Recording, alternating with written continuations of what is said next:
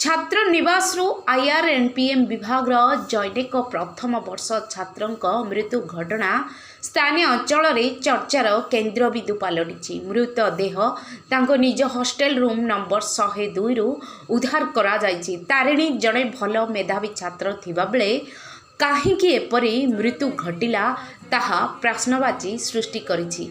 एभली घटना ब्रह्मपुर विश्वविद्यालय सामना को आसीछि।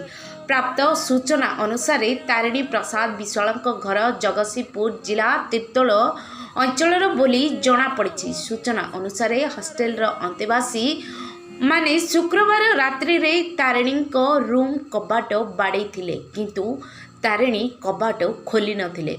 अंतेवासी माने भाविथिले कि से सोई जाइथिबे बोली, किंतु शनिवार मध्याह्न रे सही रूम रु दुर्गंध आसीबारु पछपटे कबाट्रे अंतेवासी माने देखिबाकू पाइथिले कि तारिणी मृत्यु घटी। खबर पाई घटनास्थल रे प्रोफेसर सुशांत कुमार बराल, सुपरिटेडेंट पद्मनाभ सामंत, गृह सचिव सचिदानंद नायक प्रमुख पहुंची मृत्यु घटना संपर्क में हॉस्टेल छात्र मानकु पचारि बुझिबा परे गोपालपुर थाना रे लिखित अभियोग मध्य करथिले। अभियोग को भित्ति करी पुलिस केस नंबर 2/23 रे एक मामला रुजु करबा सह शव व्यवच्छेद पई पठाइथिबा जणा पड़िछि। शव व्यवच्छेद रिपोर्ट आसीबा परे घटनार सत्यासत्य जणा पड़िबो बोली चर्चा हेउछि।